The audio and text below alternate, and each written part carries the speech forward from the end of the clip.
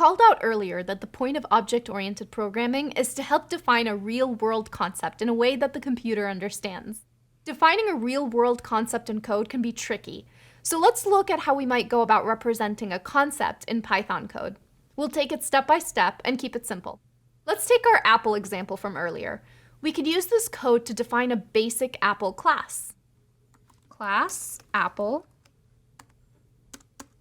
pass. Sure, it doesn't look like much, but with these two lines we've defined our first class. Let's check out the syntax.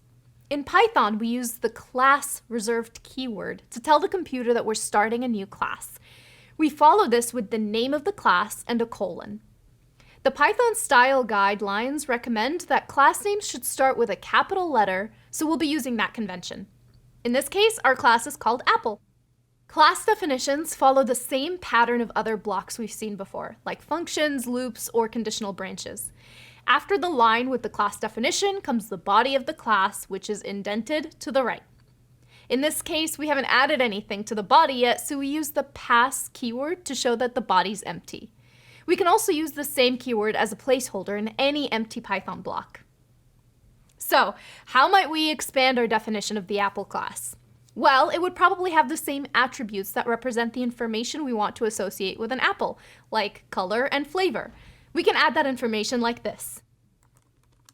Class apple, color, we'll set that to an empty string, and same with flavor, we'll set that to an empty string for now.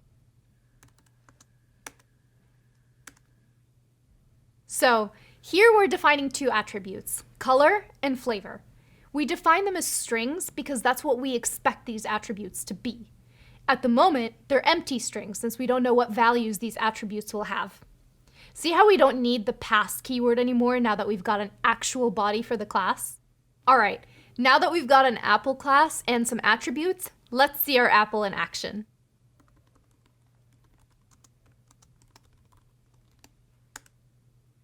Here, we're creating a new instance of our apple class and assigning it to a variable called jonagold. Check out the syntax. To create a new instance of any class, we call the name of the class as if it were a function. Now that we've got our shiny new apple object, let's set the values of the attributes.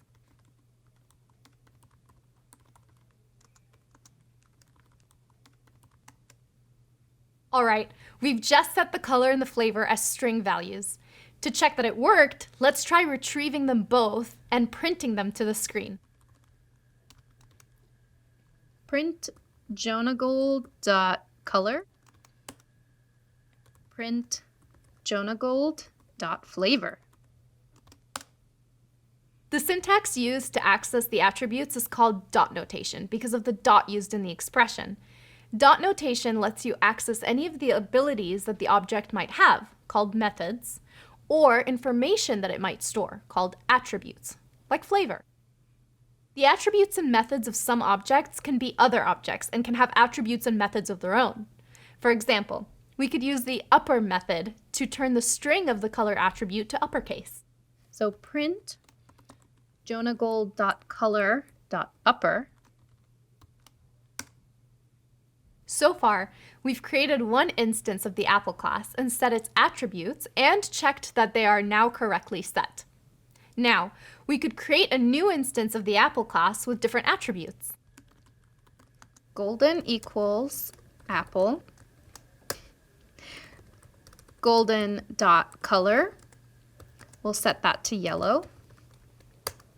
And golden.flavor equals soft.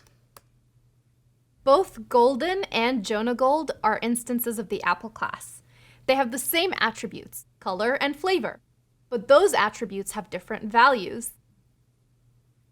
Congrats! You've learned how to create your own classes. Let's check that we've got all this down with a quick quiz. After that, we're going to learn how to define new methods for a class.